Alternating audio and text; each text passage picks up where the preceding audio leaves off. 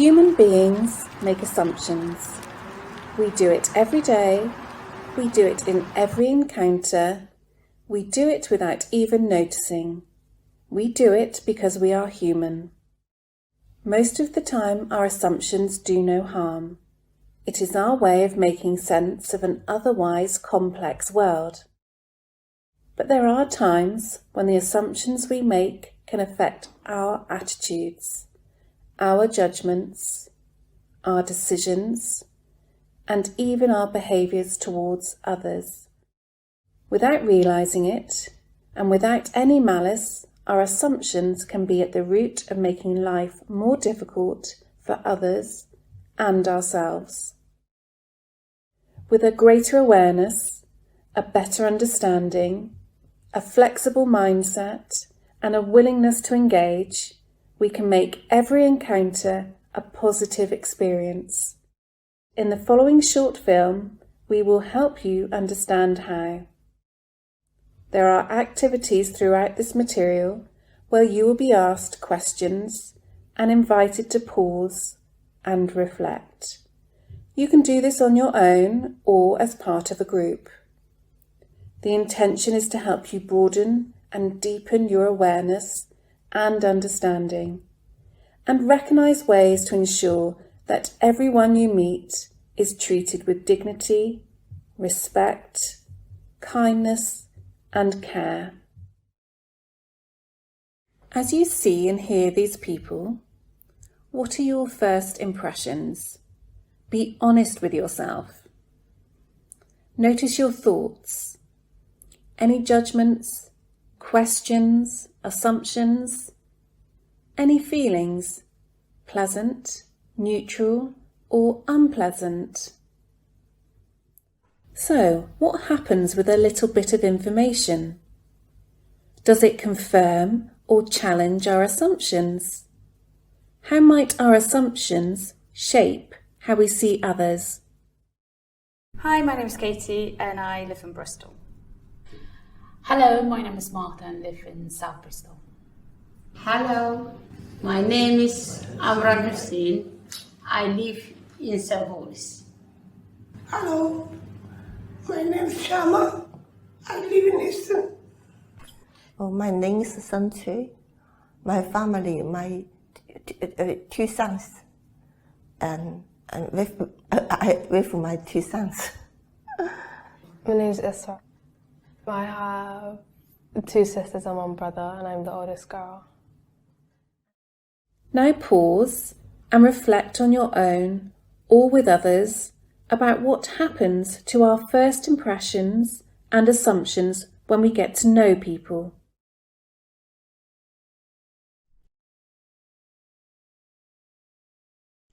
So my name is Charles Dixon. I'm a GP partner here at Lawrence Hill Health Centre, and I've been here for 7 or 8 years now, and the last 5 years as a partner here. I spend most of the time on the health centers. Last 20 years, I'm working in inner city health centers, especially Lawrence Hill and Charlotte Hill. Recently, I discovered that my real passion is playing football. So I play for Ashton Ladies team together with my friend Marta, actually. It's just, it's actually fantastic. So I think most of the time these days I spend playing football. I do like play football with my friend Katie, obviously. This was really recent thing that I like to do. But I also enjoy spending time with my family, with my 3 children. I enjoy cooking, I enjoy reading. I enjoy to have some time off from work as well. My name is Kate Howard. I'm on a gap year, but I'm working here full time. I live in Bristol. My interests, I do quite a lot of sport. Particularly running. I've done like national competitions and things like that for running. Yeah, team sports, I like that sort of thing. 以前以前的兴趣多了，年轻的时候什么兴趣都有，什么电影啊、音乐啊，什么只要是娱乐方面的都喜欢哦。但是现在年纪大了，加上来到这里的语言又不通，所以就是看一些网络小说啊，现在就是看一些这种，就是现在的兴趣就这些了。Another consequence of assumptions is stereotyping. This is when an assumption about one person from one group is thought to be true for everyone in that group. We believe we know a whole community based on limited information or a brief encounter, and stereotyping has consequences. Well, I guess because I'm younger than some other receptionists, I do often find when I'm on the front desk and people are talking in person, they'll explain something to me, first, if I'm just the person who they first speak to. And then I'll say, oh, I'm not quite sure about that. Let me just get my colleague. And then my colleague will come out, who maybe is a bit older, and they'll explain it to them. And they'll explain it in such a way more concise way to my colleague. And so my colleague is able to answer it. And they'll, I guess they just seem that they think that if you're young, then you don't know what on earth they're talking about, when maybe you might. There are often occasions where I don't know because I haven't worked here as long as them. But yeah, I think people think that when you're younger, you don't understand. So, yeah. Waxay Soomaalida hadda baran hadad oo shouting ama fiinay laakiin waa ka jirkooda marka oo abartay laakiin waa laakiin Okay. Yeah, she said if you are new receptionist and the Somali person came, when they talk, they laugh. That is their culture, she said. And also they thought, oh, this person have to do the things I need. But she said, but deep down, we are not bad people, she said. Yeah. Yeah. People assume that my English is not good because I don't really look like a typical British person. But yeah. Do you find that really frustrating? Yeah, I do. Now pause and reflect on your own or with others.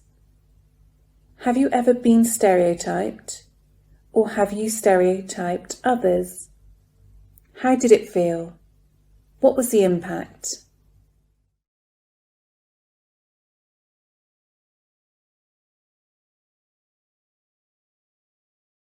Assumption making is very human. We do this every day. But the effect of our assumptions do not have to negatively impact the people we encounter. Polish people got different expectation from a healthcare system, and so we live in a system that you are going to GP, and if you have chest infection, you very often will end up with antibiotics, and not only antibiotics, you will end up with a lot of other medications. So this is not something that you get in GP here, because obviously antibiotics won't work for every single infection that you have. And I think there's a lack of explanation why you don't get those antibiotics, because as I said, antibiotics are not going to work for everything. So I think expectations are different. And also, Polish person, even the sentence as Polish person is expressing or even saying, we're not saying 10,000 times, please, thank you. The sentence is built in a polite way, and it's not always finished with please at the end. So I think if we don't say please, it doesn't mean that we're rude. It's just the way we speak, and it's our way of speaking. Like you can tell, I'm moving my arms a lot as well, and my hands. And this is the way Polish people express themselves. We are very lively, very loud. Our language is quite hard as well, and sometimes we might be seen as rude, or I don't know, you're getting angry, and sometimes it's just not that. We're just expressing ourselves. As I said, I usually do that with my hands. With a little care, listening with curiosity, and understanding someone else's perspective can help us respond to their needs. Now pause and reflect on your own or with others. What do you do that helps you take a flexible and caring approach to the different people you encounter? Is there anything else you could be doing to be flexible and supportive?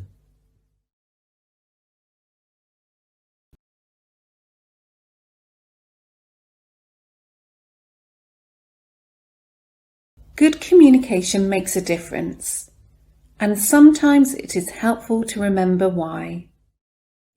医生啊、护士基本上都是还可以的。我，比如说那个搞验血的检查，像验血他想跟你沟通，有些是医疗术语，他想跟我讲，他要去打开电脑，要去找那个谷歌，然后要去找翻译本，我觉得他很麻烦。我就说我这有手机很容易的，你按住那个讲话一讲了，他就可以翻译了。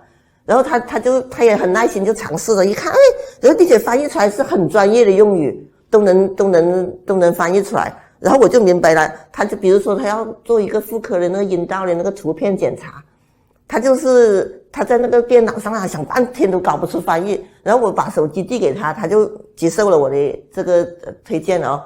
他一讲我就马上就知道哦，他想做个图片检查，想约我做个图片检查，我马上就知道了。所以像这种那就是很好沟通了，是不是？你记得他名字吗？名字我不懂，但是现在就在那个巴顿黑那个，就是抽血搞化验那个就是搞检查，就是那个现在还在，我就约他约我明天检查呢。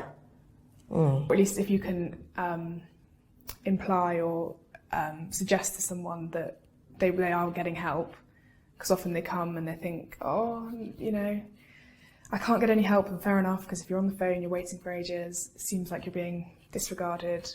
So when people receive help and you can reassure them or comfort them or whatever, and then assure them at the end that they're going to be seen, that immediately improves their mood. Most of the time we are able to communicate effectively, but there are times when that is not always the case. 不方便，我觉得是因为我的原因吧，因为我的语言沟通的问题吧。他们可能都是按部就班的，因为这里的都是按照他的制度啊，按照他的程序来的。我刚开始就是觉得我不适应，一个是我觉得程序比较慢嘛，可能是可能是我觉得是可能是我不适应，或者是我语言沟通的问题引起的吧，应该是这样可能。wuxuu nacam dee receptionadoo kale horta wax dhibaato nacam dhakhaatiirta dee aynu kala kulanay anigu weli ma arkin laakiin receptionkoo kale sometimes dee waa la fahmi waaya soo maaha dee afka ma fahanta they said the doctor's wise they never have bad experience but the receptionist sometimes they are very busy they said and sometimes they said they don't understand if the bed, they said, what date of bed? They can't tell them. What's the address? They can't tell them. It's very hard for them, both sides, isn't it? And they can't carry you, yeah. 我还遇到一次，也不是一次了，就是他那个接待岗的人很没有耐心，就是等于是要解决我一个，因为他现在疫情过后了，我们那里有一个药店取消了，原来那个药店呢，它关门了就要转到其他药店才能去开那个处方，就这点小事我都反反复复跑了3-4次，就是那个接待的人态度很不好，很不负责，包括最后我是订在这里的药店了，最后是订在这，但是这个过程呢，我往返跑了4-5次才定下来的，我就觉得这个接待的人员是很刁难我是当时是很气愤的。Now, take a moment on your own or with others to reflect on times when communication hasn't quite gone to plan. What happened? What was the impact? There is no single answer to what makes communication effective. Each situation is different. However, there are a few simple principles that can be helpful to remember. And here are a few ideas and tips. I mean, I guess in terms of communication, it's really important to take your time and not to rush the situation, especially if English isn't the first language. In no way sort of prejudge what you're going to be hearing or how it's said, because different cultures have very much sort of different ways of explaining things. I would just make sure that people know that the different communities got different expectations of from healthcare system and from healthcare professionals. I think it's really important over time if you can get to know your patients. I've been here, as I said, 7 or 8 years, so I do know a good number of our patients, and that's really helpful because you're already way ahead from starting from scratch with a patient. So that's something which comes with time. I think if you were starting here new, I would say just keep a really open mind. Don't make any prejudgments about who you're going to be meeting, what you're going to be dealing with. I think that's probably where people kind of can bump into mistakes, is when they already have an idea of what they're going to do before the patient arrives. If you need help, ask for it, because I just sat down, I was expecting the help to come to me, but I kept forgetting to ask people, like, oh, I need help with this. So yeah, asking for help is really crucial.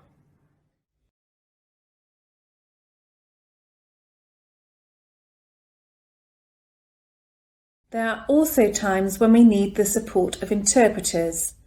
They play a vital role in providing a bridge to ensuring our communities get the best possible care. Probably the most challenging is when you have patients who really can't speak very much English at all, and you're having to do everything through a translator, either an in-house translator, telephone translation service, or maybe a member of their family or friends.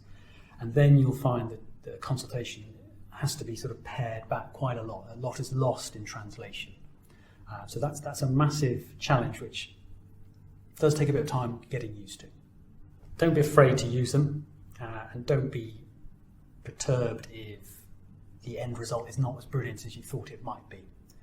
Often the standard of the consultation will be not necessarily worse, but will be a bit different compared to someone who's a fluent English speaker. So use the resources which are there. Be aware that it's not going to be perfect, and you shouldn't worry if it's not perfect. But it's definitely better to have a go than just try and get through with no one really understanding what each other's talking about. Okay, they said if it's possible, they prefer to have some Somali person working there, and we have a young girl now, Somali young girl, because if a Somali young people, they go reception in here and also Shalaki.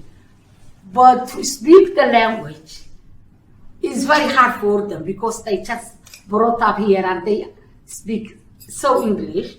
But at least they can understand some words. They said, we like if we could see someone working there, by school things. And also, if other person, if they talk to us slowly, make understand us, it's okay. We're lucky here. We've got a lady who works here as a sort of in-house Somali translator who will know a lot of the patients and their backgrounds, and we involve her quite heavily in the consultations, obviously with the patient's consent. That is it's really interesting, and it's very kind of good use of time, resources, everything, because an awful lot of the history and the sort of the background is sort of provided for you by our in-house translator who just knows the community extremely well. As long as the communicated start, you tell me what you want, and I tell you what this person wants. That's it. You don't need anything else. Now take a moment on your own or with others to reflect on the key points about best practice in working with interpreters.